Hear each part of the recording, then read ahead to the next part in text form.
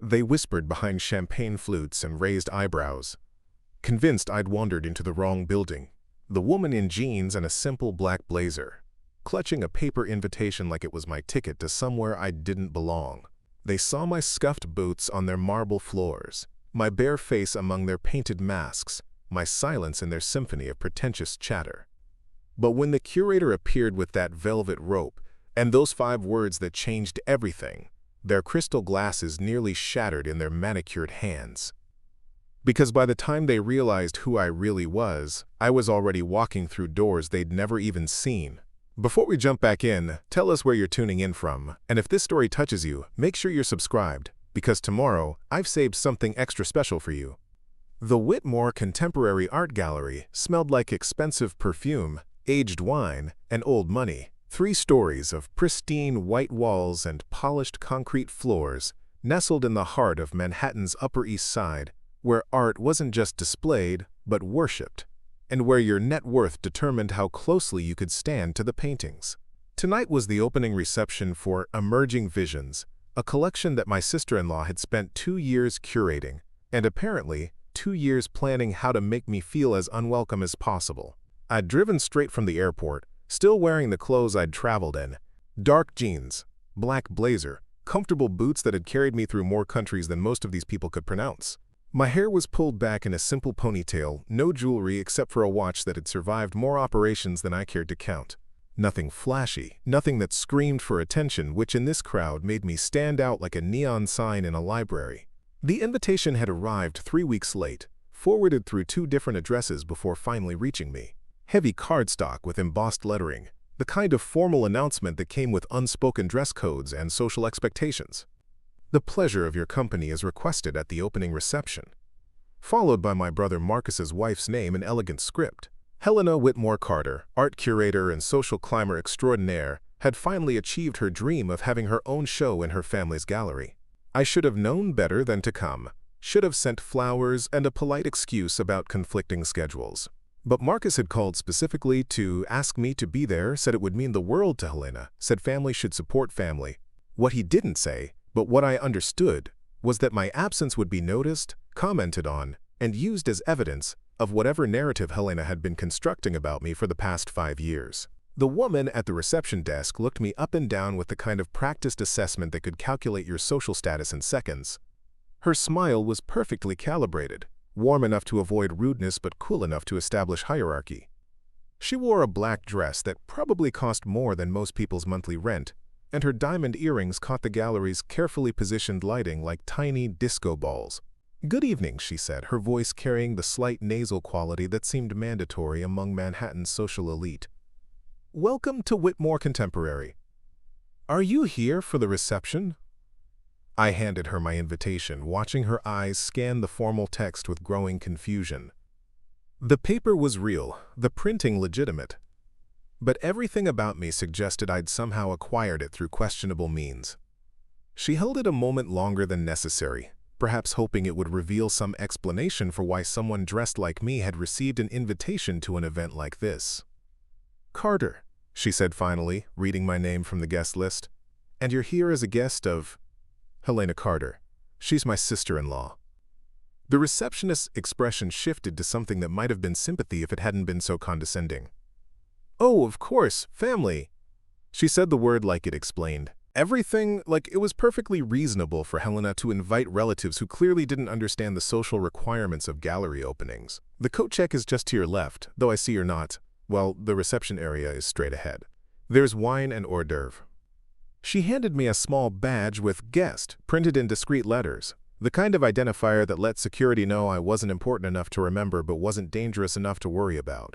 I clipped it to my blazer and walked into the main gallery space, where the real performance was already underway. The art was actually beautiful, I had to admit.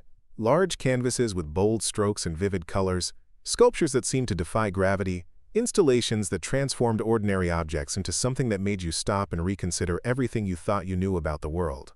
But the people studying the art were performing their own kind of theater, tilting their heads at calculated angles, making thoughtful sounds that conveyed deep appreciation for things they probably understood no better than I did.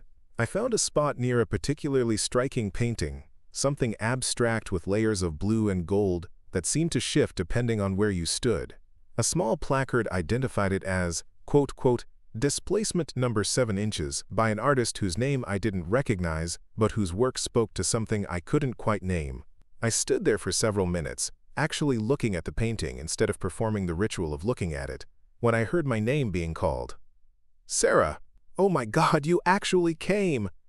Helena appeared at my side like a vision in ivory silk, her dress flowing behind her as she navigated the crowd with practiced grace. She was beautiful in the way that money could buy, everything perfectly arranged and professionally maintained. Her dark hair was styled in soft waves that looked effortless but probably required 2 hours and a team of professionals. Her makeup was flawless, her jewelry perfectly coordinated, her entire appearance designed to complement the gallery's aesthetic.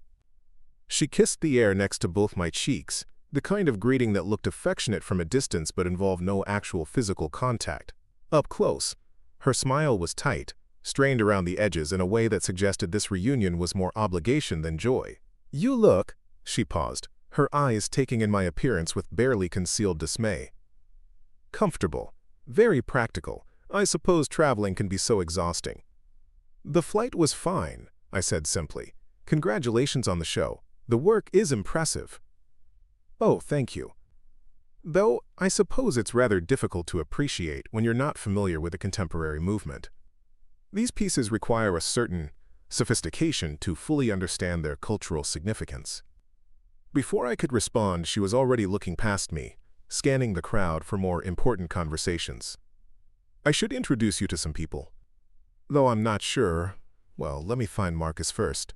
He'll know how to... She trailed off, apparently unable to finish the thought without sounding even more insulting than she already had. Marcus appeared as if summoned, looking uncomfortable in his tailored suit and clearly rehearsed smile.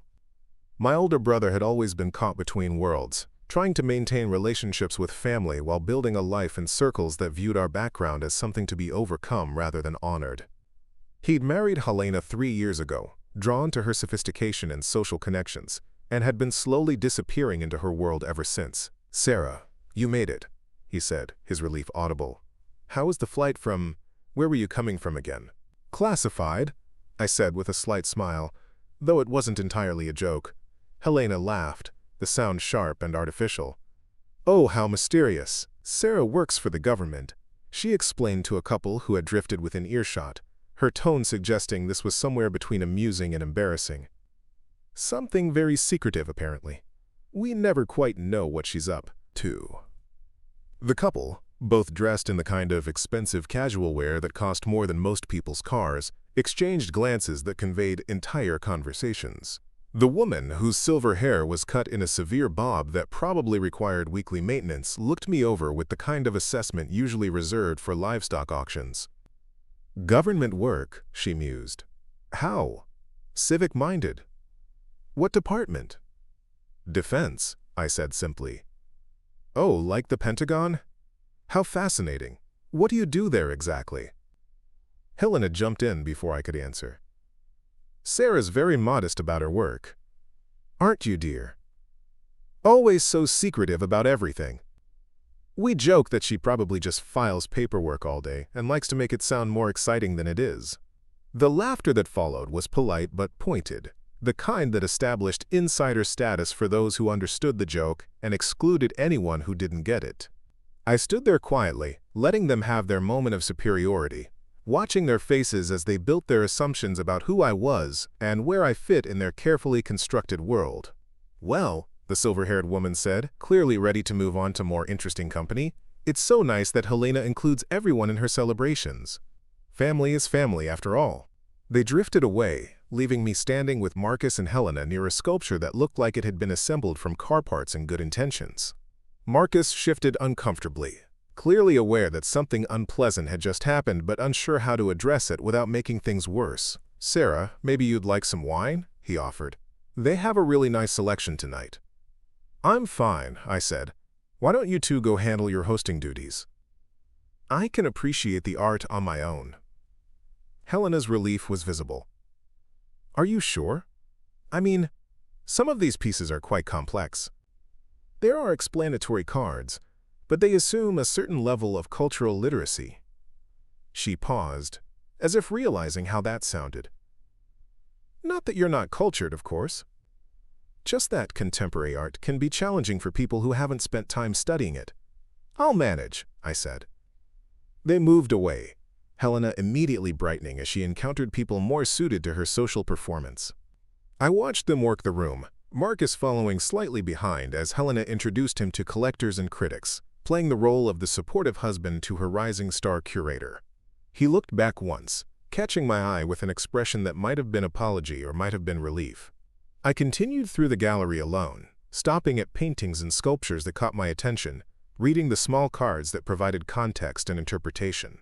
The art was genuinely impressive, whatever Helena's motivations for curating it. There was a sculpture made from twisted metal that somehow conveyed both violence and grace, a series of photographs that transformed ordinary city scenes into something almost mystical, a painting that used color and texture to create the illusion of movement across the canvas. But I wasn't alone for long. The gallery's social ecosystem had apparently cataloged me as an anomaly that required management. A woman in her 60s, wearing enough jewelry to fund a small nation's defense budget, appeared at my elbow as I studied a particularly striking abstract piece. "Interesting choice," she said, her voice carrying the authority of someone accustomed to having her opinions treated as facts. Though I'm not sure Morrison quite achieved what he was attempting with this piece. The color composition lacks the sophistication of his earlier work. I continued looking at the painting, which seemed to pulse with its own energy. "What do you think he was attempting?" She looked surprised by the question, as if she hadn't expected me to engage in actual conversation about the art. "Well, obviously he's exploring themes of displacement and belonging, but the execution is rather pedestrian. Not something you'd understand without proper context, of course." "Of course," I agreed mildly. "Are you familiar with preparing and narrating this story took us a lot of time, so if you are enjoying it, subscribe to our channel. It means a lot to us." Now back to the story. Morrison's previous exhibitions? His show at the Whitney last year was quite revolutionary, though I suppose you'd need to understand the theoretical framework to appreciate why. "I missed that one," I said. "Ah." Her tone suggested this confirmed everything she'd suspected about my cultural limitations. "Well, contemporary art isn't for everyone. It requires a certain depth of experience to fully comprehend the artist's intentions." She moved on, apparently satisfied that she'd properly categorized me as someone who looked at art without really seeing it. I stayed by the Morrison painting for several more minutes, not because I was trying to prove anything, but because there was something about the way the colors moved across the canvas that reminded me of sunset over desert terrain, of the way light could transform landscape into something beyond ordinary description. The evening continued in similar fashion. I moved through the gallery like a ghost at my own family's celebration, visible but not really present, included but not belonging. People spoke around me, rather than to me, their conversations creating an invisible barrier that kept me safely separate from their world of cultural refinement and social significance. A man in an expensive suit that couldn't quite hide his soft middle launched into a detailed explanation of postmodern artistic theory to his companion, speaking loudly enough to ensure everyone nearby could appreciate his expertise. A woman with an elaborate updo and a dress that probably cost more than most people's annual income dismissed an entire artistic movement with a wave of her manicured hand. Young couples performed their sophistication for each other, competing to demonstrate who could make the most insightful observations about pieces they'd probably never seen before tonight. I found myself near the gallery's information desk, where a young man in his early 20s was working behind a sleek computer monitor. He wore the standard gallery uniform, black clothing that was professional but not threatening, expensive enough to fit the environment but not so expensive as to compete with the patrons. His name tag identified him as David, gallery associate. "Excuse me," said a woman approaching the desk, with the kind of confidence that came from never being told no. "I need to speak with someone about acquiring the Morrison piece, the large abstract in the main hall." David looked up from his computer with practiced professionalism. "Of course. I can connect you with our acquisitions specialist. Are you looking for information about pricing or availability?" "Both. And I'll need authentication documentation, provenance records." The complete package. I'm not some amateur collector who can be satisfied with basic paperwork. Absolutely. Let me get Helena for you. She's the curator for this exhibition and can provide all the details you'll need. The woman's expression softened slightly at the mention of Helena's name. Perfect. Helena and I go way back. I'm sure she'll take excellent care of me. As David went to find Helena, the woman turned and noticed me standing nearby. Her gaze swept over my appearance with the kind of rapid assessment that had become familiar throughout the evening. "Are you enjoying the exhibition?" she asked, her tone politely curious but clearly expecting a simple, uncomplicated response. "Very much," I said. "The Morrison piece is particularly striking." "Oh, you have good taste. Though it's quite expensive, probably not something." She paused, clearly reconsidering how to phrase whatever observation she'd been about to make.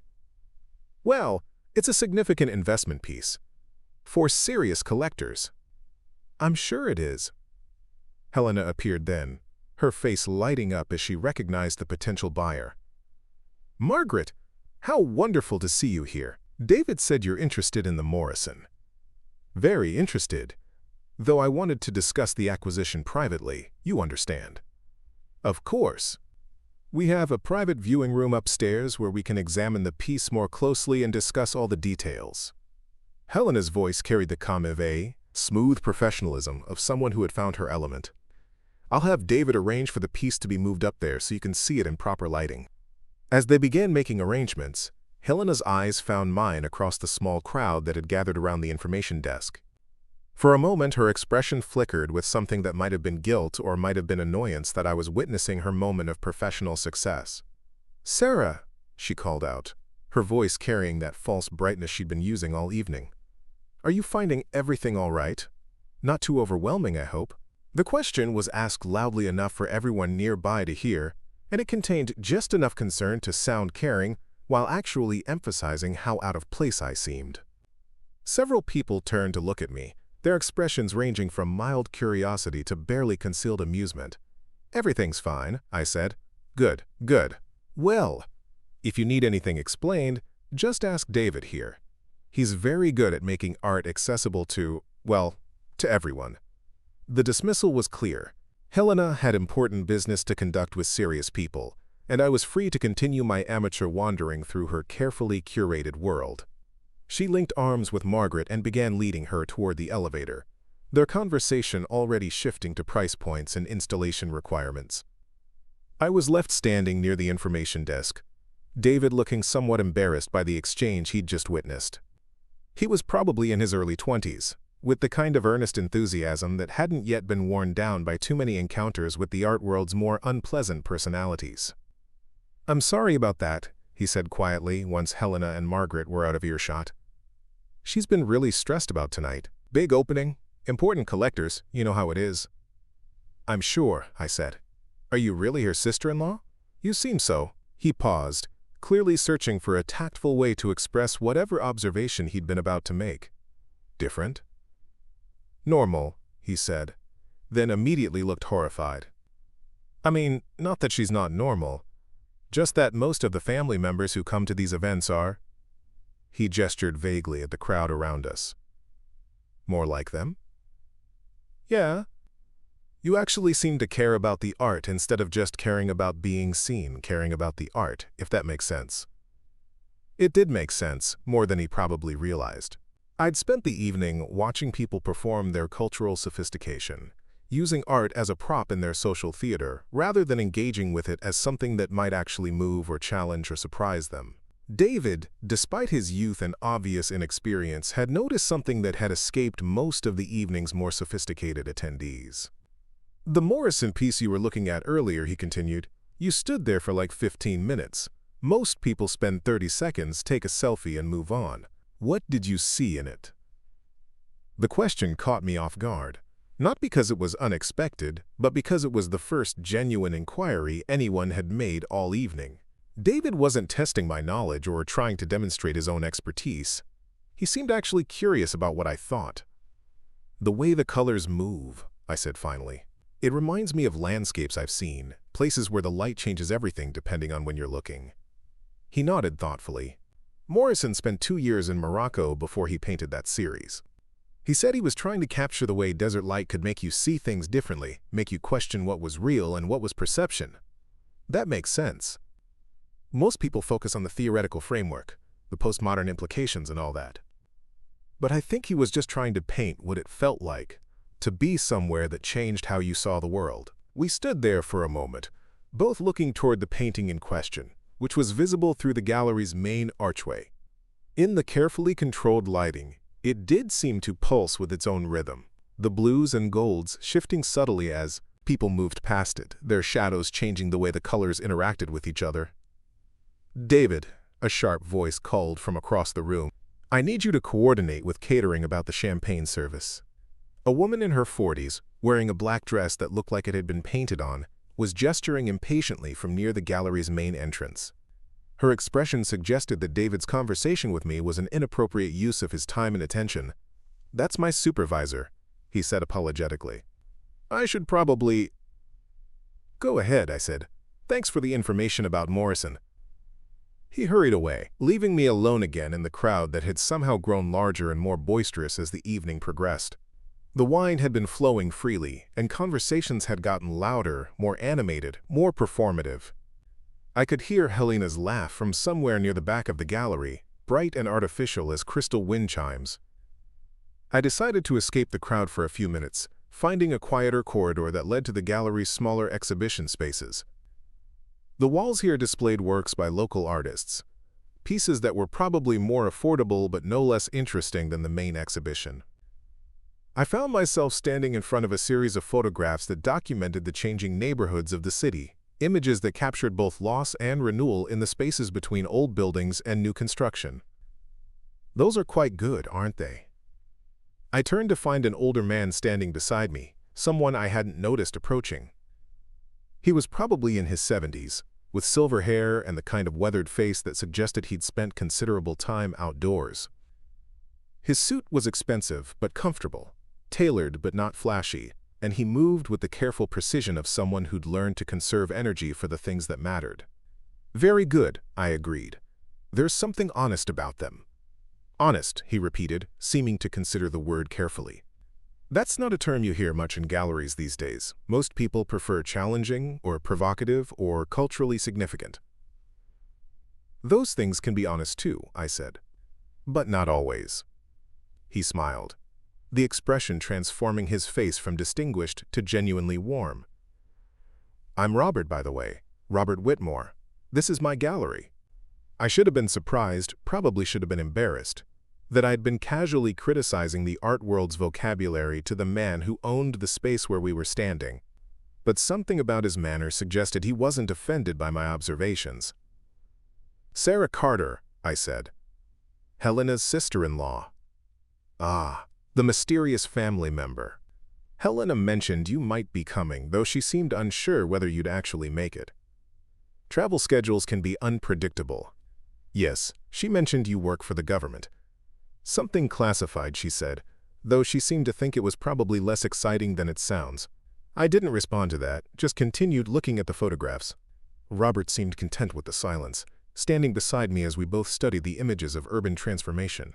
There was something comfortable about his presence, unlike the performative energy that filled the main gallery space. "I built this place 40 years ago," he said eventually. "Started with nothing but a love of art and a complete ignorance of business practices. Helena likes to say I'm too sentimental about it, that I should focus more on market trends and less on what moves me personally. What do you think?" "I think there's room for both approaches, but I've noticed that the art that lasts, the pieces that people remember 20 years later, they're usually the ones that moved someone personally first and fitted market trends second." We continued looking at the photographs, and I found myself thinking about the evening's earlier conversations, about the way people had discussed art as if it were a code that required special knowledge to decipher, rather than something that might speak directly to human experience. "Sarah," Robert said quietly, "may I ask what you really do for the government?" The question was asked without the social maneuvering that had characterized most of the evening's interactions. No assumptions, no attempts to demonstrate his own knowledge or sophistication, just simple curiosity from someone who seemed genuinely interested in the answer. Before I could respond, We heard footsteps in the corridor behind us. Helena appeared, slightly breathless and clearly having searched for us through the gallery's various spaces. "There you are, Robert. Margaret is ready to finalize the Morrison acquisition, but she wants to discuss installation requirements with you personally." She noticed me standing beside him and her expression tightened slightly. "Sarah, I see you've met my father-in-law. I hope you haven't been boring him with... Well, I'm sure you found something to talk about." "Actually," Robert said mildly, "Sarah was just telling me about her work." "Quite fascinating." Helena's smile became more strained. "Oh, Sarah loves to make her government job sound very mysterious, very dramatic. Though I'm sure most of it is quite routine." "I don't believe I've told you what I do," I said quietly. "Well, no, but government work, isn't it? Filing, meetings, paperwork. The kind of thing that seems important when you're doing it but doesn't really affect the world in any meaningful way."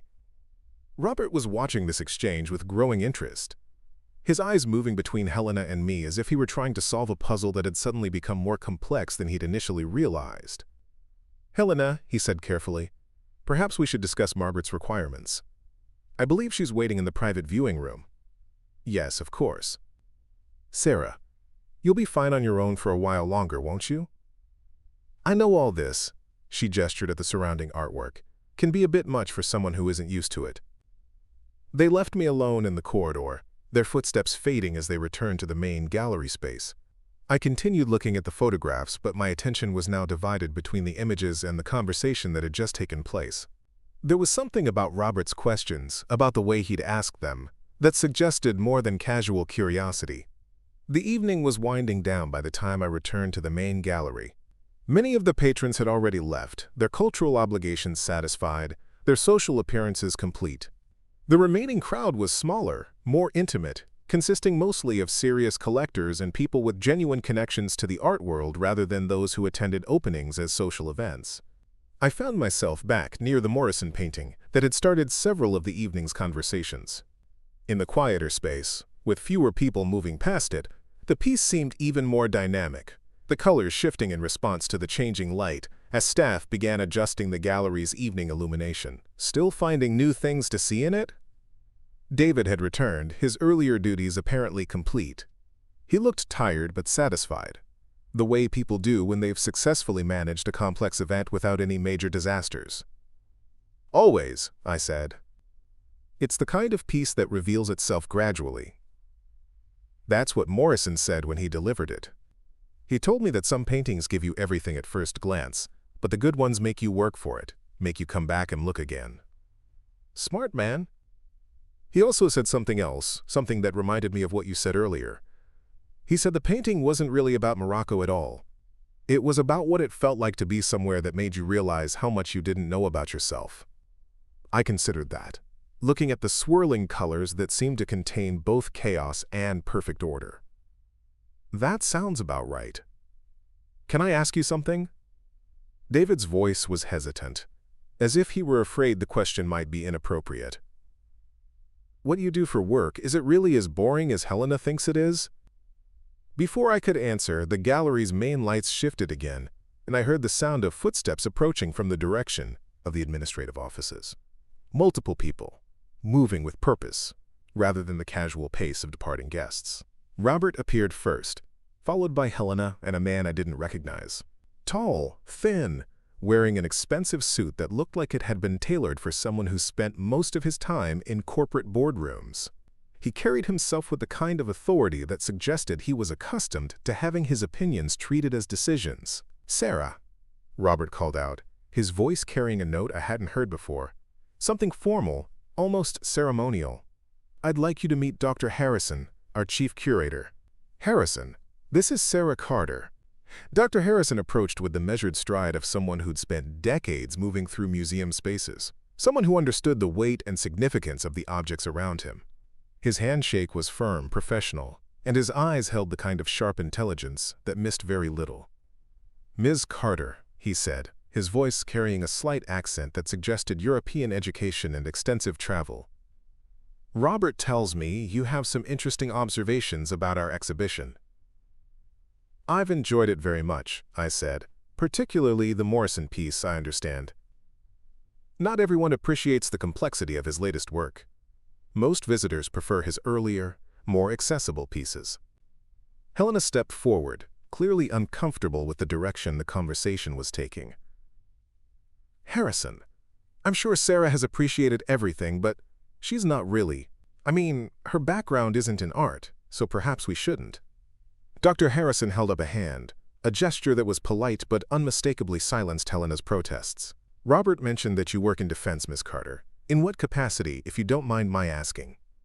The question hung in the air between us, and I could feel everyone's attention focusing on my response. Helena's expression suggested she was bracing herself for whatever embarrassing revelation was about to emerge. David looked curious, but respectful. Robert watched with the kind of intense attention that suggested my answer might confirm or contradict something he'd already begun to suspect. Strategic operations, I said simply. Dr. Harrison nodded slowly, as if my response had provided some piece of information he'd been waiting for. And your current assignment? I'm between assignments at the moment. Ah. His tone suggested this explained something, though I wasn't sure what. Hence your availability for family celebrations. Something like that? Helena was looking increasingly uncomfortable, shifting her weight from foot to foot and glancing between Dr. Harrison and me, as if trying to understand a conversation that was taking place in a language she didn't speak. Harrison, she said finally, I think we've probably taken up enough of Sarah's time. I'm sure she's ready to. Actually, Dr. Harrison interrupted gently. I was hoping to discuss something with Miss Carter, something that might be of particular interest to her. He reached into his jacket and withdrew a small device that looked like a cross between a phone and a tablet.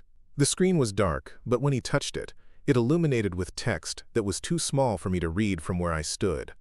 We've been expecting you, he said quietly. The words hung in the air like a challenge or a revelation, and I felt something shift in the atmosphere of the room. Helena looked confused, David looked curious, and Robert looked like someone who just had a long-held suspicion confirmed. Expecting me? I said. Dr. Harrison's smile was small, but unmistakably genuine. General Carter, he said, his voice carrying a formality that transformed the entire dynamic of our conversation. We have a private viewing prepared for you upstairs. When you're ready, of course. The silence that followed Dr. Harrison's words stretched like a taut wire ready to snap.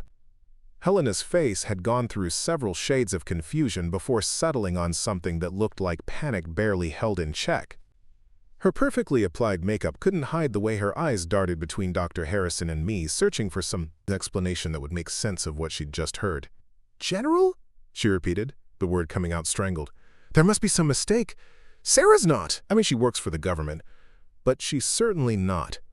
Dr. Harrison's expression remained professionally neutral, but I caught the slight tightening around his eyes that suggested he was reassessing everything he'd observed about the family dynamics at play. Robert stood perfectly still, watching the scene unfold with the kind of focused attention that suggested he was recording every detail for later analysis. Perhaps we should discuss this privately, I said quietly. Of course, Dr. Harrison replied immediately. The executive viewing room is prepared whenever you're ready. Helena stepped forward, her voice rising slightly. Wait, just wait. I think there's been some confusion here. Sarah, what is he talking about? What private viewing? Why would they have something prepared for you? The desperation in her voice was almost painful to hear. This was her night, her moment of professional triumph. And suddenly the sister-in-law she'd been patronizing all evening was being treated with a deference that she, the curator, hadn't received from her own gallery's chief curator. Helena, Robert said gently, perhaps we should let Sarah and Dr. Harrison handle their business. No, she said sharply, then seemed to realize how that sounded. I mean, I just don't understand what's happening. This is my exhibition opening. These are my guests. If there's some kind of situation, then, as the curator, I should be informed. Dr. Harrison looked at me with a question in his eyes, clearly asking for guidance on how much information should be shared. I gave him the slightest shake of my head, and he nodded once in acknowledgement. Miss Carter, he said formally, when you're ready, I'll escort you upstairs. But Helena wasn't finished. Sarah, you need to explain this. Right now, what did you tell them? What kind of story did you make up to get special treatment? The accusation hung in the air like acid smoke. And I saw David take a step back, clearly uncomfortable with the direction the conversation had taken. Even Robert looked shocked by his daughter-in-law's words, his distinguished features hardening into something that suggested deep disapproval. "Helena," he said, his voice carrying a warning. But she was past the point where warnings mattered. The evening she'd planned so carefully was slipping away from her control, and she was reacting like someone watching their carefully constructed world collapse in real time. "No, I want to know. All evening she's been walking around here like she doesn't belong, like she doesn't understand anything about art or culture or anything really. And now suddenly there's some mysterious private viewing? Some special treatment? What did you tell them, Sarah? What lies did you make up to make yourself seem important?" The word lies seemed to echo in the gallery space, and I felt something cold settle in my chest. Not anger exactly, but something harder and more final than anger. The kind of calm that comes when someone crosses a line they can't uncross. "I haven't told them anything," I said quietly. "Right, of course. Just like you haven't told us anything about your mysterious government job. Just like you haven't told us why you can never give straight answers about what you do or where you go, or why you're never available for family events unless they're absolutely mandatory." Her voice was getting louder, and other people in the gallery were starting to notice. The few remaining guests had turned their attention toward our small group, drawn by the kind of family drama that always attracted spectators at social events. "Helena, please." Marcus appeared at her side, looking mortified.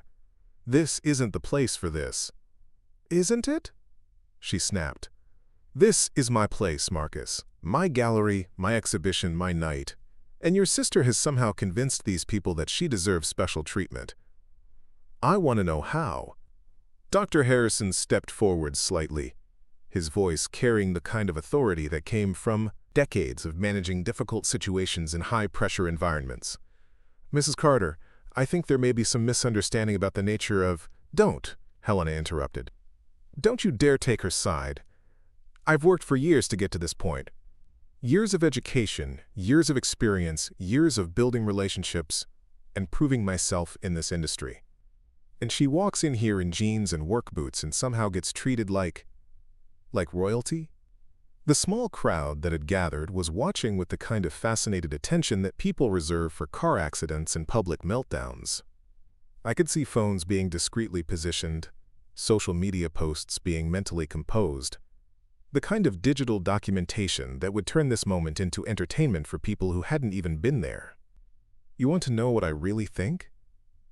Helena continued, her voice now carrying to every corner of the gallery. "I think Sarah's built her whole life around making herself seem mysterious and important, when really she's just ashamed of being ordinary. Government filing clerk, who wants people to think she's some kind of secret agent. It's pathetic."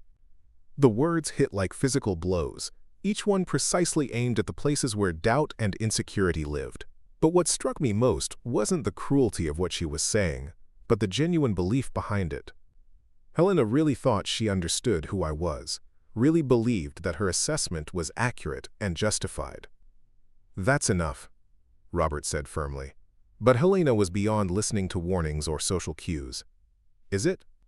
Because I'm tired of pretending that her mysterious act is anything other than a desperate attempt to seem interesting. I'm tired of watching my husband make excuses for why his sister can't give straight answers about her life.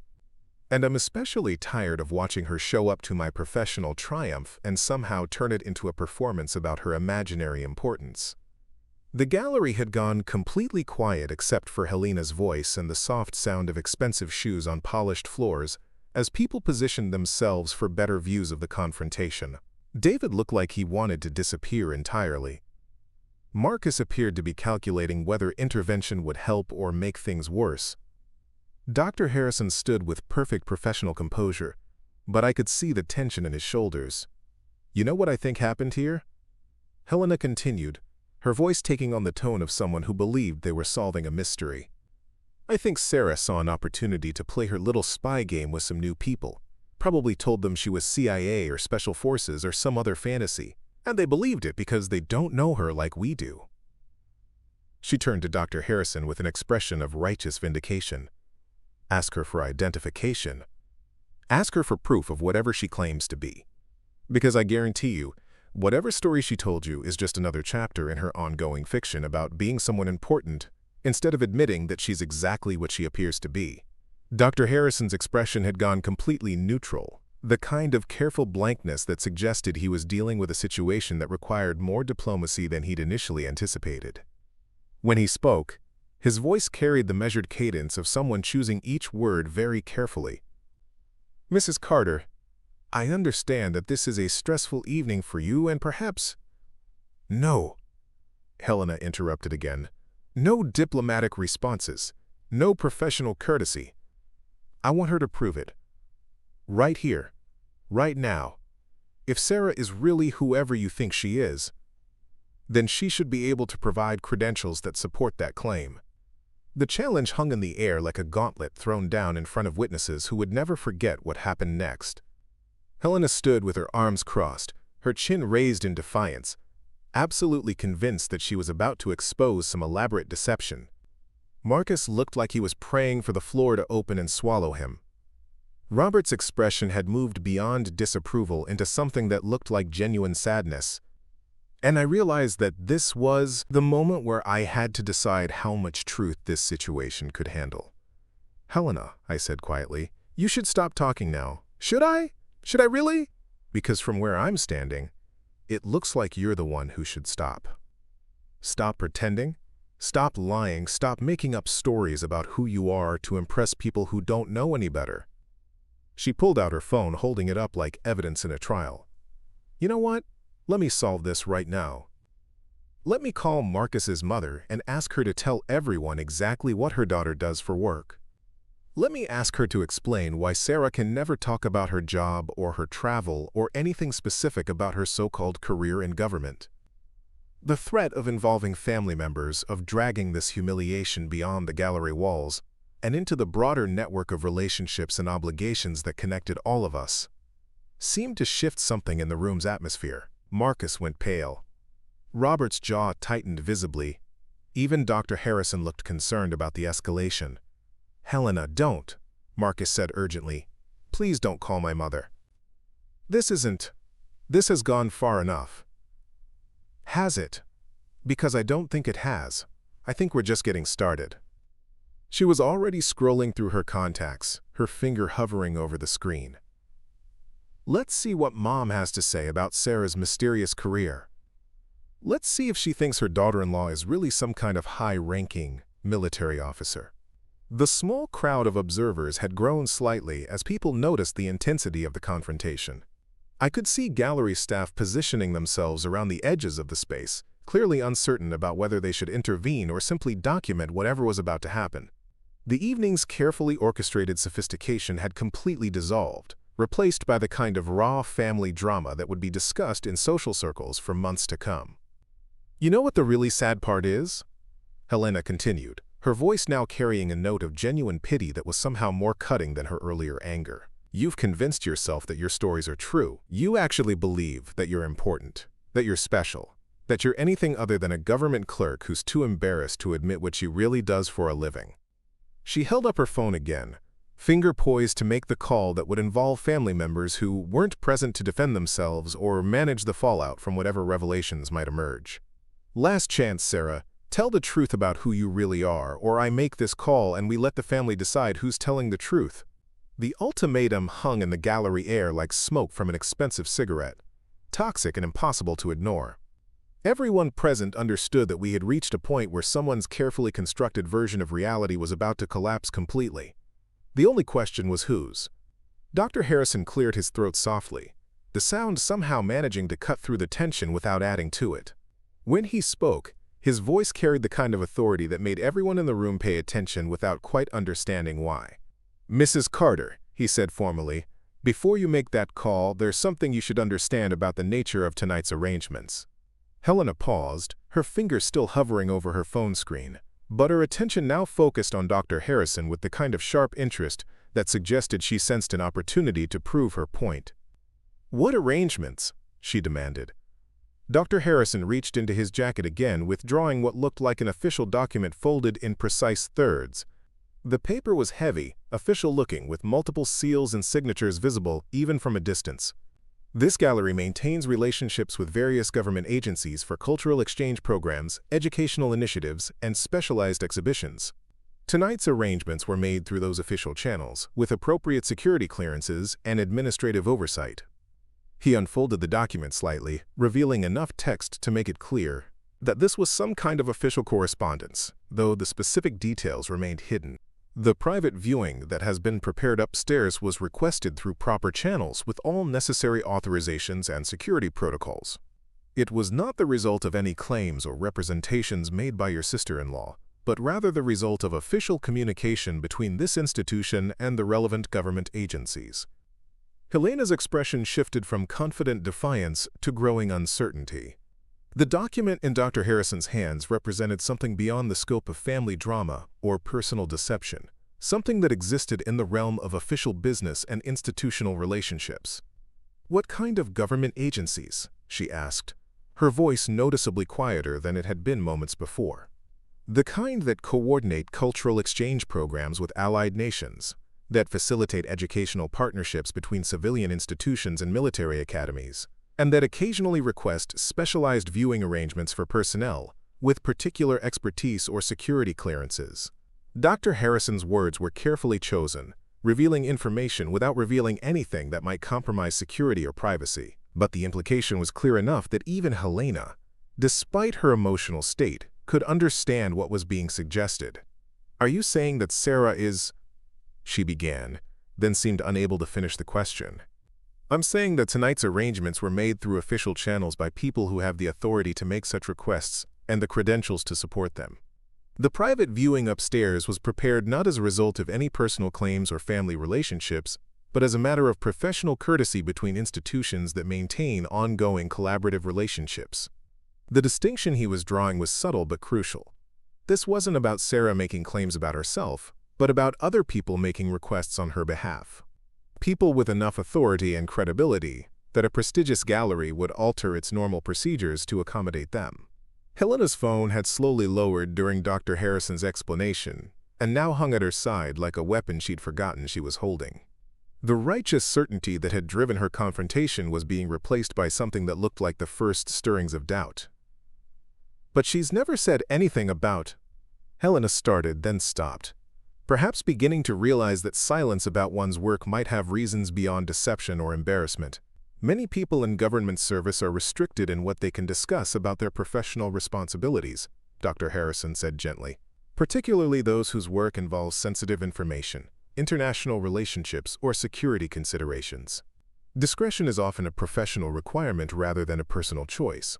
The gallery had remained silent during this exchange, the earlier crowd of observers now watching with the kind of focused attention that people reserve for moments when they realize they might be witnessing something historically significant, rather than merely socially dramatic. Marcus looked like someone who was beginning to understand that his wife had made assumptions that might have been catastrophically wrong. Robert's expression suggested that he was reassessing everything he thought he knew about his son's family dynamics. David appeared to be trying to make himself invisible, while simultaneously being unable to look away from the unfolding situation. Helena stood in the center of it all, her earlier confidence now visibly shaken but not entirely abandoned. The woman who had spent the evening patronizing her sister-in-law for lacking cultural sophistication was now being presented with the possibility that she had fundamentally misunderstood who she was dealing with. "I still don't understand," she said finally, her voice smaller than it had been throughout the confrontation. "If Sarah is really— if she really has some kind of important position, then why hasn't she ever said anything? Why has she let us think?" "Think what?" Dr. Harrison asked quietly. Helena seemed to realize that completing that sentence would require admitting to assumptions and judgments that might not reflect well on her own character. She looked around the gallery's space, perhaps noticing for the first time how many people had witnessed her public accusations and demands for proof.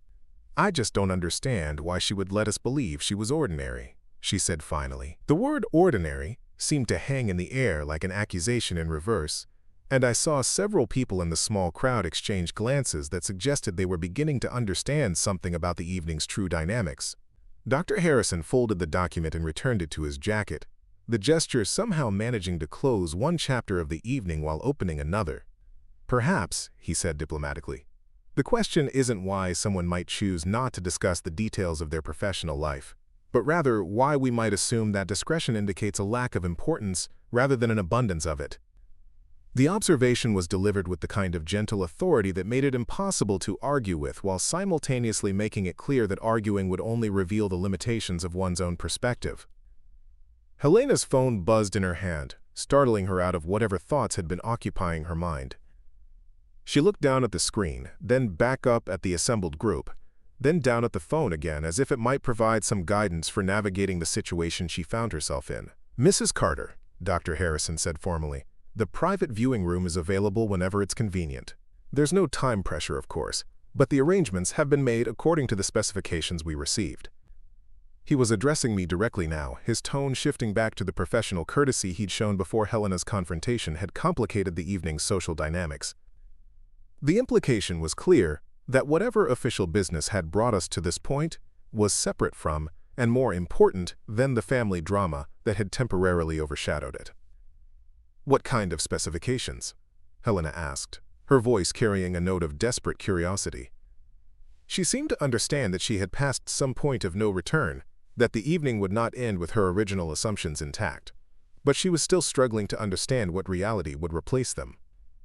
Dr. Harrison looked at me with a question in his eyes, clearly asking whether I wanted to answer Helena's question or whether it should be handled through other channels. The choice was mine, and everyone present seemed to understand that whatever I decided would determine how the rest of the evening unfolded. The gallery's expensive lighting cast sharp shadows across the polished floors, and the remaining artwork seemed to watch from the walls like silent witnesses to a moment that would reshape relationships and assumptions that had been years in the making.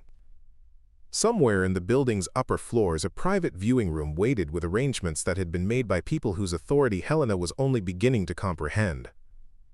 And in that moment of suspended possibility, with faces turned toward me in expectation and uncertainty, I realized that the evening's real exhibition was just beginning. The decision, when it came, felt inevitable rather than chosen. Standing in that gallery surrounded by faces waiting for answers, I understood that some moments demand complete honesty, regardless of the consequences. Helena had pushed past every boundary of discretion and courtesy, and her public accusations had created a situation that could only be resolved through revelation. "The specifications," I said quietly, looking directly at Dr. Harrison, "would have included security protocols for classified material viewing, communication equipment for encrypted channels, and probably coordination with State Department cultural attachés." Dr. Harrison nodded once, his expression confirming that my assessment was accurate.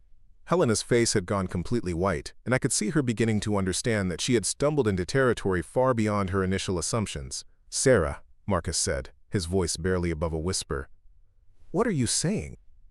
I looked at my brother, seeing in his expression the same confusion and dawning comprehension that was reflected in faces throughout the gallery. These were people who had built their understanding of me on fragments and assumptions, filling in gaps with their own interpretations rather than acknowledging how little they actually knew. I'm saying that Helena was right about one thing. I haven't been entirely honest about my work. The admission seemed to suck oxygen from the room, creating a silence so complete that the distant sounds of New York traffic felt intrusive.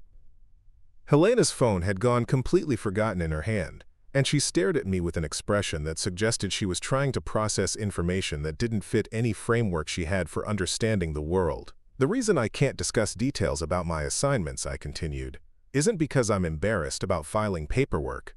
It's because most of what I do is classified at levels that require congressional notification to access." Dr. Harrison stepped forward slightly, his movement drawing attention without demanding it. "General Carter has clearance for materials that we maintain in our secure collection. Items that are not part of public exhibitions, but are available for specialized research and diplomatic purposes." The word general seemed to echo in the gallery space, and I watched it register on faces throughout the room. Helena's expression moved through disbelief, shock, and something that might have been horror as she began to understand the magnitude of her earlier accusations. "General?" Marcus repeated, the word coming out strangled. "Sarah, you're a general?" "Brigadier General," I corrected. U.S. Army. Currently assigned to Strategic Intelligence Command with joint operational authority for NATO cultural preservation initiatives. The specificity of the title and assignment seemed to ground the revelation in reality rather than fantasy, making it clear that this wasn't some elaborate deception but rather the simple truth that had been carefully protected through years of necessary discretion. Robert had gone completely still, his distinguished features reflecting what looked like a mixture of respect and amazement. David appeared to be trying to reconcile the woman who had stood quietly by Morrison's painting with someone whose professional title commanded deference from heads of state.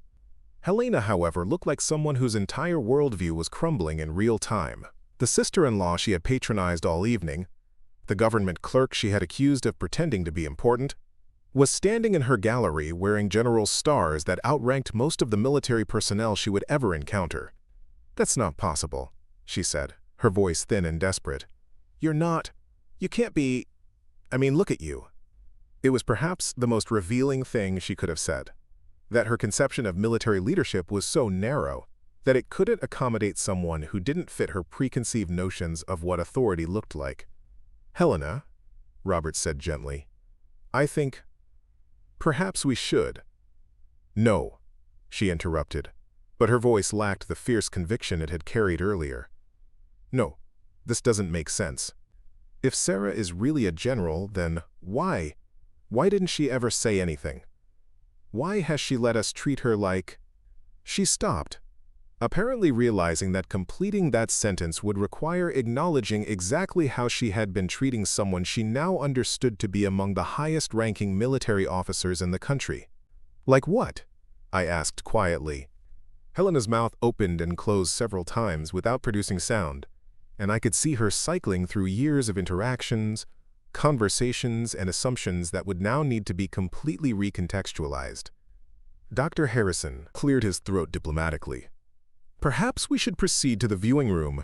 The materials that have been prepared for review are time-sensitive, and there are other parties waiting for consultation." He was offering everyone a graceful way to move past the social catastrophe that had just unfolded, but Helena seemed unable to let go of her need to understand how she had been so completely wrong about something so fundamental. "Wait," she said, reaching out as if to stop me from leaving. "I need to understand. If you're really a general, then what are you doing here? Why would someone with your position come to a gallery opening? Why would you care about contemporary art?" The questions revealed so much about her assumptions regarding both military service and cultural engagement that I almost felt sorry for her.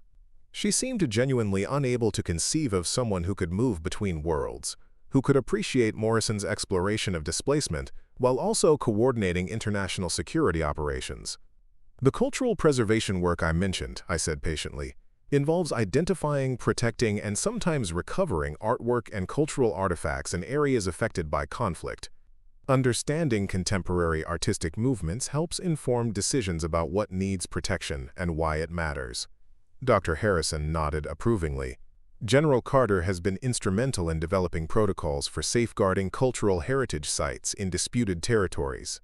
Her recommendations have saved irreplaceable collections from destruction or theft." The information seemed to overwhelm Helena, who sank onto a nearby bench with the kind of sudden exhaustion that comes from having fundamental assumptions about reality completely overturned. Marcus moved to her side, his own expression reflecting confusion and something that looked like embarrassment. "Sarah," he said carefully, "why didn't you ever tell us? Why did you let us think?" "Think what, Marcus?"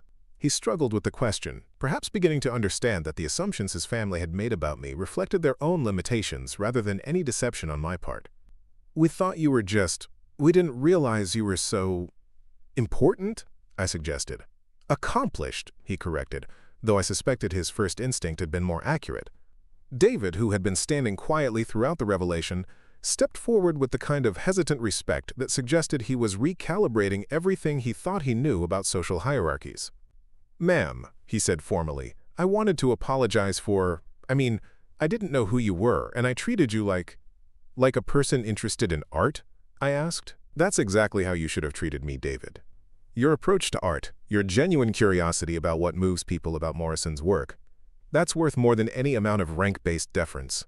He looked confused but grateful, and I realized that the evening's revelations would require everyone present to reconsider not just their assumptions about me, but their understanding of how authority and authenticity could coexist. Helena had been sitting silently, staring at her hands while processing everything she'd learned. When she looked up, her eyes were bright with unshed tears, and her voice was barely audible. "I called you ordinary," she whispered. "I said you were pathetic. I accused you of lying about being important." The words hung in the air like an indictment, and I could see that she was beginning to understand the full scope of her evening's behavior. This wasn't just about being wrong in her assumptions, but about the cruelty with which she had expressed those assumptions in front of people who would remember every detail. "Helena," I said gently, "you didn't know." "But I should have. Marcus is my husband. You're his sister. And I've spent 3 years making assumptions about you instead of actually trying to understand who you are." Robert stood and moved toward the elevator, clearly indicating that it was time to proceed with the evening's official business. But he paused before pressing the call button, looking back at the small group gathered around Helena's bench. "Sarah," he said formally, "before we go upstairs, I want to apologize on behalf of my family and my gallery. Your service to the country deserves respect, and you certainly deserved better treatment than you received here tonight." The apology was dignified and complete, the kind of acknowledgement that resolved immediate tensions while leaving space for longer-term relationship repair. Helena looked up at him with an expression of gratitude, mixed with shame, clearly understanding that he was trying to salvage some dignity from a situation that had spiraled far beyond normal social complications. "Thank you, Robert," I said. But Helena was defending her professional territory and her family relationships. Her instincts weren't wrong, just her information. It was as generous an interpretation as I could honestly offer, and I saw Helena's expression shift slightly as she processed the idea that her behavior might be understood as misguided loyalty rather than simple cruelty. The elevator arrived with a soft chime, and Dr. Harrison gestured toward the open doors. "General Carter, whenever you're ready." As I moved toward the elevator, I felt Helena's hand touch my arm lightly. I turned to find her standing behind me, her earlier composure completely replaced by something raw and vulnerable. "Sarah," she said, her voice thick with emotion, "I don't know how to apologize for tonight. I don't know how to take back the things I said or undo the assumptions I made. But I need you to know that I understand now that I was completely wrong, and I'm mortified by how I treated you." The apology was sincere and complete, delivered without excuses or qualifications. It was the kind of acknowledgement that could serve as the foundation for rebuilding relationship, though it would take time and effort from both sides to repair the damage that had been done. "Apology accepted," I said simply. "But Helena, the person you were defending tonight, the professional reputation you were protecting, that person has real value, regardless of my rank or anyone else's. Don't let tonight make you doubt your own worth." She nodded, tears finally spilling over, and I realized that the evening's revelations had been as devastating to her self-perception as they had been to her assumptions about me. Dr. Harrison held the elevator door as I stepped inside, and Robert joined us, leaving the others in the main gallery to process everything that had just happened. As the doors closed, I caught a glimpse of Marcus putting his arm around Helena's shoulders while David stood respectfully nearby, all of them looking like people who had just witnessed something that would require significant mental adjustment. The elevator rose smoothly through the gallery's floors, passing levels I hadn't seen during the public reception.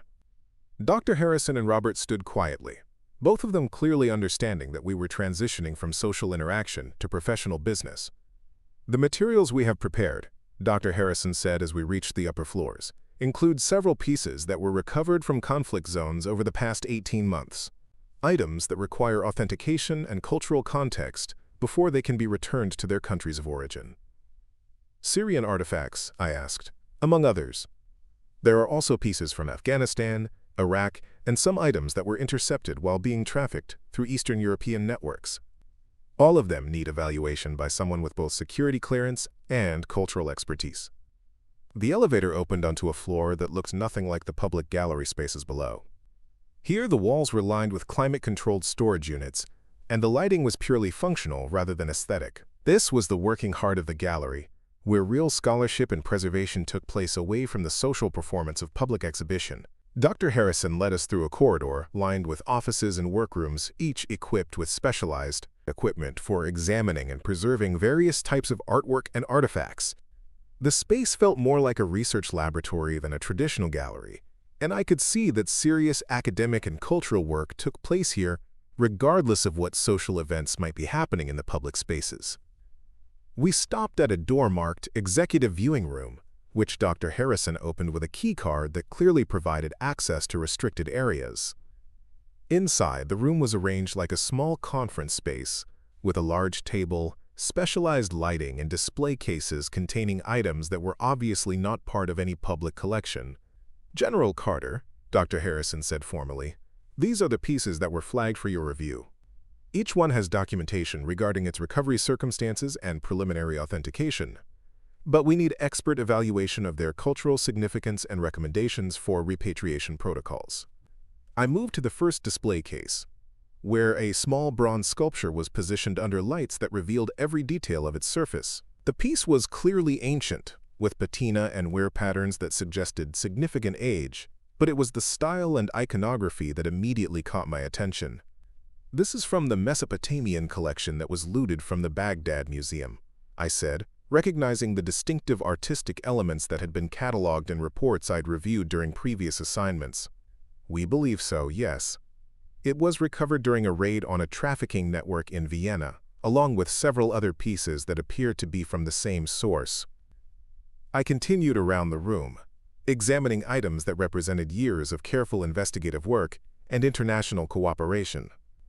Each piece had its own story of loss and recovery, of cultural heritage threatened by conflict and preserved through the efforts of people who understood that some things transcended political boundaries. "This is remarkable work," I said, gesturing at the collected artifacts. "The authentication documentation is thorough, and the preservation techniques are first-rate." Robert, who had been watching quietly, stepped forward with obvious pride. "Dr. Harrison has built one of the most respected cultural recovery programs in the country. We work with law enforcement agencies, international organizations, and military commands to identify and recover stolen cultural property." The revelation added another layer to the evening's revelations, explaining not just why the gallery had been prepared for my visit, but why my expertise would be valuable to their ongoing work. This wasn't just about viewing art, but about participating in the complex international effort to preserve cultural heritage in an unstable world. "The Syrian materials," Dr. Harrison continued, moving to another display case, "present particular challenges because the political situation makes direct repatriation difficult. We need guidance on appropriate interim preservation and documentation protocols." I spent the next hour examining pieces that represented millennia of human artistic achievement, each one carrying stories of creation, loss, and recovery that connected ancient civilizations to contemporary preservation efforts. The work was exactly the kind of cultural intelligence coordination that occupied much of my professional attention, but seeing it in this context, surrounded by Dr. Harrison's meticulous scholarship and Robert's institutional commitment, gave it a personal dimension that was both moving and professionally satisfying. When we finished with the formal review, Robert gestured toward chairs arranged around a small conference table. "General Carter, I hope you'll forgive an old man's curiosity, but I have to ask about tonight's situation with Helena." I settled into one of the chairs, understanding that this conversation was separate from the official business we'd just concluded. "What would you like to know? How often does this happen? People making assumptions about your position, your importance, your right to be in certain spaces." The question was thoughtfully phrased, suggesting that Robert understood the broader implications of what had played out in his gallery. This wasn't just about one family's misunderstanding, but about the ways that assumptions and prejudices could distort perception and damage relationships. "More often than you might expect," I said honestly. "Military service, particularly at senior levels, doesn't always look like what people expect it to look like. And intelligence work requires a certain amount of social camouflage." Dr. Harrison nodded thoughtfully. "The ability to move through different environments without drawing attention would be professionally valuable. Essential, really." Tonight wasn't unusual except for the public nature of the confrontation. Most of the time, these assumptions play out in smaller settings, with fewer witnesses and less dramatic revelations. Robert leaned back in his chair, his expression reflecting something that looked like genuine sadness. "Helena is a good person, fundamentally, but she's been shaped by environments where social status is everything, where your value is determined by how impressive you appear to other people." "I understand," I said. And honestly, her protective instincts about her professional achievement were admirable, even if her methods were problematic. "Still," Robert continued, "tonight should never have happened. A guest in my gallery should never have been subjected to that kind of treatment, regardless of their background or position." The apology was sincere, but I could see that Robert was grappling with larger questions about the social dynamics that had created the evening's confrontation. He was a man who had built his life around appreciating and preserving human artistic achievement, and tonight had shown him how easily social prejudices could distort that appreciation. "Robert," I said gently, "the most valuable thing about tonight wasn't the revelation about my rank.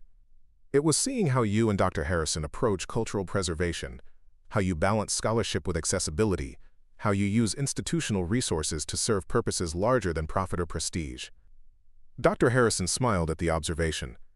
"That's exactly what we try to do.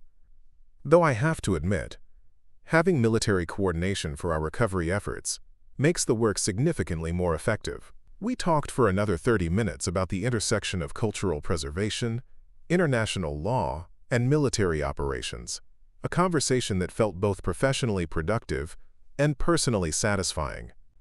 These were people who understood that protecting human cultural heritage was a mission that transcended national boundaries and political differences. When we finally returned to the main gallery, the public reception had largely concluded. Helena and Marcus were sitting together near the Morrison painting, their conversation clearly intense but quiet. David was methodically checking that all the display cases were properly secured, performing his closing duties with the same careful attention he'd shown throughout the evening. Helena looked up as we approached, her eyes still showing traces of the emotional upheaval she'd experienced, but her posture suggesting that she'd reached some kind of resolution with herself about the evening's events. "Sarah," she said, standing as we approached, "I know I already apologized, but I need to say it again. What I did tonight was inexcusable, and I'm grateful that you've been so gracious about it." "Helena, people make assumptions, it's human nature. The important thing is what happens after you learn that your assumptions were wrong." She nodded, then looked directly at me with an expression that suggested she was still processing everything she'd learned. "Can I ask you something?" "About why you never corrected our assumptions. Why you let us go on thinking you were just..." "Just what?" "Ordinary," she said, echoing her earlier word choice. I considered the question, understanding that she needed some framework for comprehending how someone could possess significant authority while choosing not to display it in social settings. "Helena, the most extraordinary people I've known in my career have been ones who didn't need to prove their importance to strangers. They did their work, served their missions, and let their actions speak for themselves. Rank and recognition are tools for getting things done, not decorations for impressing people at parties." The explanation seemed to resonate with her, and I could see her beginning to understand that discretion about one's achievements might reflect confidence rather than insecurity. Marcus stepped forward, his expression reflecting a mixture of pride and embarrassment that suggested he was still processing revelations about his own sister. "Sarah, I owe you an apology too, not just for tonight but for years of not really paying attention to who you are or what your life involves. Marcus, you're my brother. That's more important than any professional title. But I should have known. I should have asked better questions. Should have understood that your evasiveness about work meant something significant rather than assuming it meant nothing at all." The conversation that followed was the kind of family discussion that should have happened years earlier. An honest exchange about assumptions, expectations, and the ways that people could live parallel lives without truly understanding each other. Helena and Marcus both acknowledged that they had built their relationship with me on fragments and suppositions, rather than genuine curiosity or engagement. By the time we prepared to leave the gallery, the evening had been transformed from a social disaster into something that felt like the beginning of more honest relationships. Helena walked me to the main entrance, her demeanor completely different from the hostess who had greeted me hours earlier. "Sarah," she said as we reached the door, "I hope you'll consider coming to future exhibitions. Not as family obligation, but because I genuinely want your perspective on the work we're doing here." The invitation was sincere, reflecting her understanding that my interest in art was real rather than performed, and that my expertise in cultural preservation might actually contribute to the gallery's mission rather than detract from it. "I'd like that," I said honestly. As I walked toward the street where my car was waiting, I reflected on an evening that had started with patronizing assumptions and ended with authentic recognition. Helena had learned that quiet confidence might mask significant achievement. Marcus had discovered that his sister's life was far more complex than he'd realized, and I had been reminded that sometimes the most important battles are fought in gallery spaces rather than military theaters. The Morrison painting visible through the gallery's front windows seemed to pulse with its own rhythm in the evening light, still exploring themes of displacement and belonging, still asking questions about what it means to see clearly in a world that often prefers comfortable assumptions to challenging truths. Some evenings change everything, not through dramatic action, but through the simple revelation of what was always true but never acknowledged. Tonight had been one of those evenings, and as I drove through the quiet streets of Manhattan, I understood that the real exhibition had been about human nature rather than contemporary art, about the courage required to see people as they actually are rather than as we assume them to be. The city lights reflected off my windshield like stars in an urban constellation, each one representing lives and stories and assumptions that might be challenged by the next unexpected revelation. And somewhere behind me, a gallery stood ready to host future exhibitions where art and authenticity might intersect in ways that would surprise everyone involved, including the people who thought they understood exactly what they were looking at. The weeks that followed the gallery opening brought changes I hadn't anticipated. Helena called 3 days later, her voice tentative but determined, asking if I would meet her for coffee. Not at some trendy Upper East Side establishment where appearances mattered, but at a quiet place in Brooklyn where we could talk without performing for an audience. She arrived early, already seated at a corner table when I walked in, her usual polished appearance replaced by something more genuine. Jeans, a simple sweater, minimal makeup that couldn't hide the evidence of several sleepless nights. She stood when she saw me, the gesture carrying none of her usual social calculation. "Thank you for coming," she said, and I could hear in her voice that she'd been rehearsing this conversation, preparing for a discussion that would require complete honesty from both sides. We ordered coffee and sat across from each other in a space filled with the comfortable noise of normal people living normal lives, far removed from the rarefied atmosphere of gallery openings and cultural events. Helena wrapped her hands around her cup like she was drawing warmth from it, and when she spoke, her words came slowly, carefully chosen. "I've been thinking about that night constantly," she began. "Not just about how wrong I was about you, but about what it revealed about me, about the assumptions I make, the way I judge people, the way I've been moving through the world." She paused, looking out the window at Brooklyn street life, people walking dogs and carrying groceries, and going about their daily routines without concern for social status or cultural sophistication. I realized that I've spent so much time trying to prove that I belong in certain circles, trying to demonstrate my worth through my knowledge and connections and professional achievements, that I forgot how to simply see people as they are. The admission was painful to hear, not because it was untrue, but because it was so completely honest. Helena was confronting not just her behavior toward me, but the entire framework she'd used to navigate social and professional relationships. "The worst part," she continued, "is that I did to you exactly what I hate when people do it to me.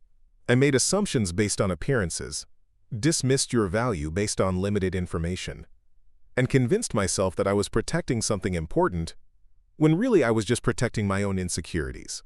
I watched her struggle with these revelations, understanding that the person sitting across from me was fundamentally different from the woman who had orchestrated that gallery confrontation. This wasn't about apologizing for bad behavior, but about acknowledging a complete shift in perspective. "Helena," I said gently, "you're not the first person to make assumptions about military service or government work. Most people's understanding comes from movies and television, which don't reflect the reality of what these careers actually look like. But that's not an excuse for the way I treated you. And it's not an excuse for the way I've been treating other people who don't fit my narrow definitions of importance or sophistication." She pulled out her phone and showed me a series of text messages she'd sent over the past few days. Apologies to gallery staff members she'd dismissed or ignored, acknowledgments to artists and collectors she'd patronized, honest conversations with friends and colleagues about her own behavior patterns. "I've been reaching out to people I've wronged, trying to understand how my need to prove my own worth has affected the way I interact with everyone around me. It's been humbling, Sarah, and necessary." The conversation that followed was the kind of discussion that should have happened years earlier, an honest exchange about family dynamics, professional pressures, and the ways that social environments can shape behavior in directions that don't reflect our better angels. Helena talked about growing up in circles where cultural knowledge was currency, where your value was determined by your ability to demonstrate sophistication and insider understanding. I learned early that the way to succeed was to prove that you belonged, that you understood references and contexts that others missed. It became automatic, this need to establish hierarchy through cultural literacy. She described the pressure of curating exhibitions for people who judged her competence based on her ability to make them feel sophisticated about their own taste. The constant performance required to maintain credibility in a field where perception often mattered more than substance. But what I realized after that night is that I'd started applying those same standards to everyone, including family. I was so focused on proving my own expertise that I couldn't see genuine appreciation when it was right in front of me. I told her about my own experiences navigating different worlds, about the challenge of moving between military environments where rank and protocol were everything, and civilian spaces where those same structures could create barriers rather than facilitate communication. About learning to read social situations without relying on the institutional authority that shaped most of my professional interactions. The hardest part of intelligence work, I explained, isn't gathering information or analyzing threats.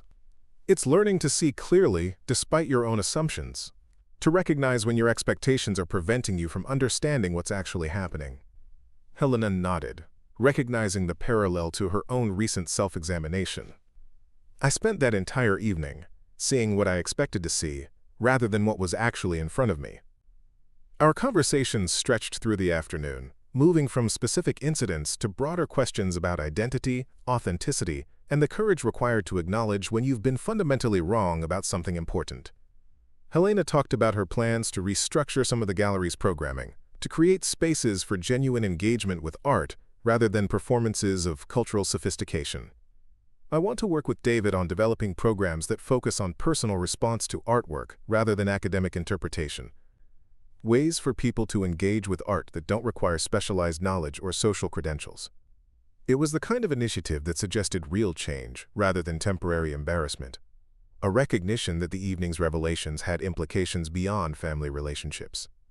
Marcus called later that week, his voice carrying a mixture of relief and ongoing confusion about everything he'd learned. "Sarah, I need to ask you something, and I need you to be completely honest with me." "Okay, how long have you been a general? How long have I been completely oblivious to who my own sister actually is?" The question reflected the broader challenge that the evening's revelations had created for everyone involved. It wasn't just about discovering new information, but about reconciling that information with years of assumptions and incomplete understanding. "The promotion came through 2 years ago," I told him. "But Marcus, the rank doesn't change who I am as your sister. It's a professional designation, not a personal transformation." "But why didn't you tell us? Why did you let us go on thinking you were just—" "Just what, Marcus?" He struggled with the same word choice that had challenged Helena. "Ordinary. Because in the context of family relationships, I am ordinary. I'm your sister who comes to gallery openings and tries to be supportive of Helena's career and occasionally has dinner with you when I'm in town. The rank matters in professional contexts, but it doesn't make me more valuable as a family member." The conversation that followed helped him understand that discretion about professional achievements wasn't the same as deception, and that choosing not to emphasize military rank in social settings reflected priorities rather than insecurity. "I think what bothers me most," he said eventually, "is that I never asked the right questions. I accepted surface explanations because it was easier than trying to understand what your life actually involves." David reached out through the gallery's official channels, requesting permission to interview me for an article he was writing about the intersection of military service and cultural preservation. His approach was professional and thoughtful, focusing on the broader mission rather than personal drama. "I've been researching the work you do," he said when we met at the gallery the following month, "and I'm amazed by the scope of cultural recovery operations. Most people have no idea that military personnel are involved in protecting artwork and historical sites." The interview became a conversation about the challenges of preserving human cultural heritage in conflict zones, about the international cooperation required to track and recover stolen artifacts, and about the ways that military training could be applied to complex cultural and diplomatic problems.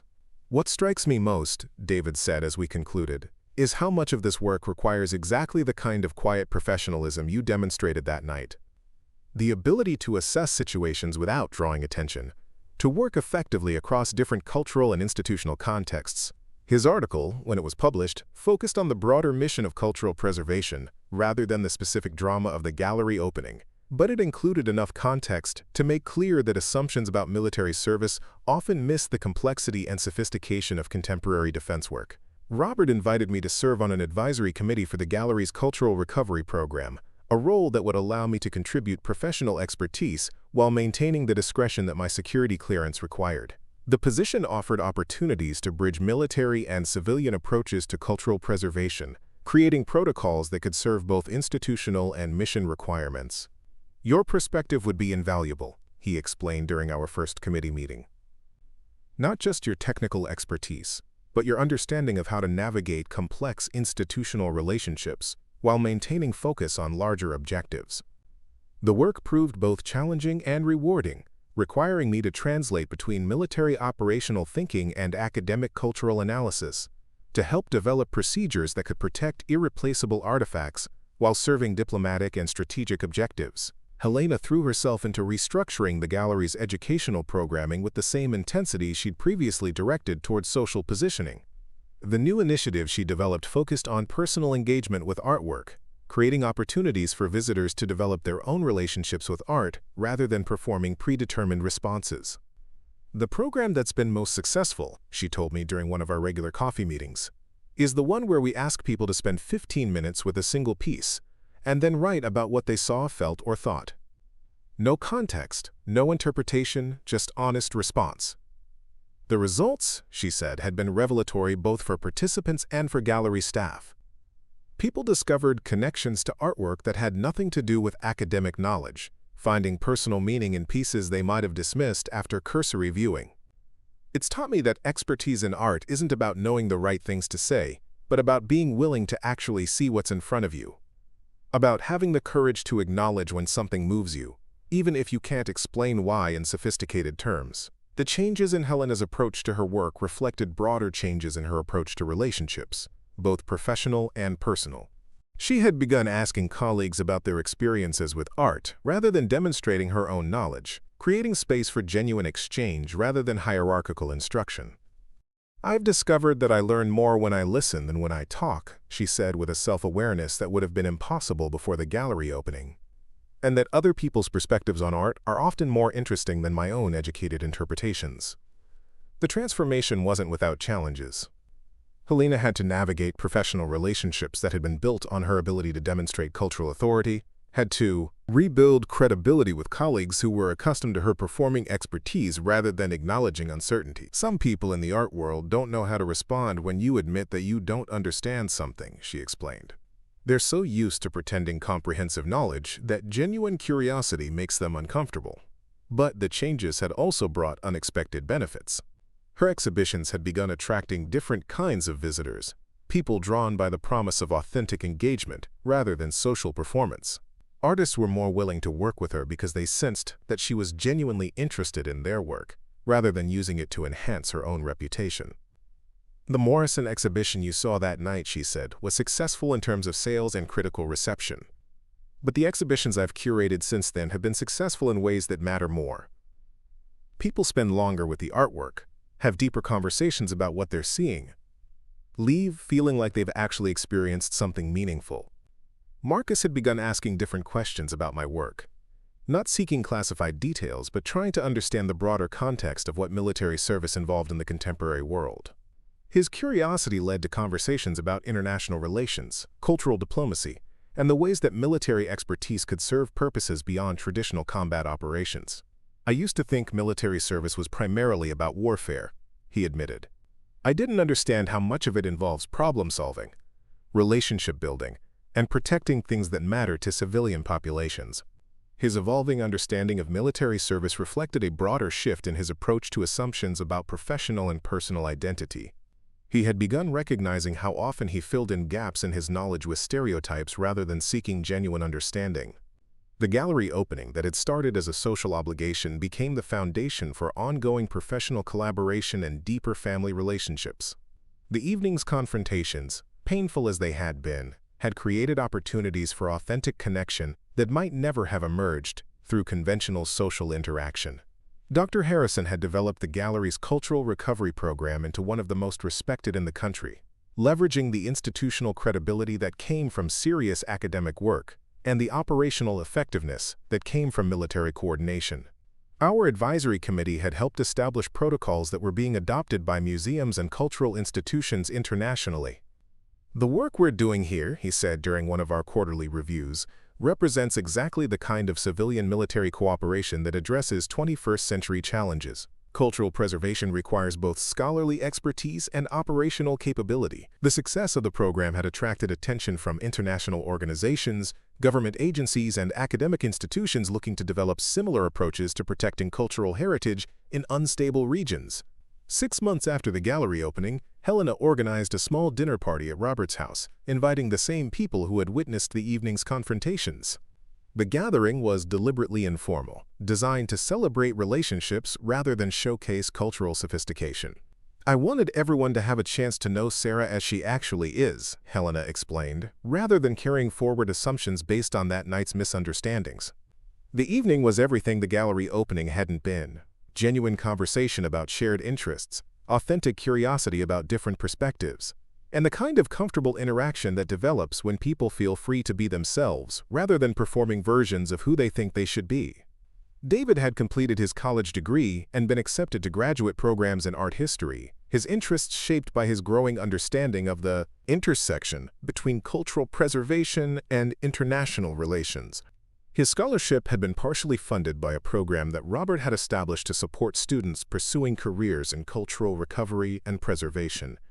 "That night at the gallery changed how I think about everything," he said during the dinner conversation. "Not just about military service, but about the assumptions I make about people's value based on how they present themselves socially." The changes that had emerged from a single evening's misunderstandings had rippled outward in ways that none of us had anticipated, creating new professional opportunities, deeper personal relationships, and broader understanding of how easily assumptions can distort perception. As the evening concluded, Helena walked me to my car, her demeanor reflecting the comfort and confidence that comes from authentic relationships rather than performed social roles. "Sarah," she said, "I know I've thanked you before, but I need to say it again. That night was terrible and necessary. It forced me to confront things about myself that I'd been avoiding, and it led to changes in my life that have made me happier and more effective than I've ever been." The acknowledgement was generous and complete, reflecting her understanding that personal growth often requires uncomfortable confrontations with our own limitations and assumptions. "Helena, you did the hardest thing anyone can do. You admitted you were wrong and then changed your behavior accordingly.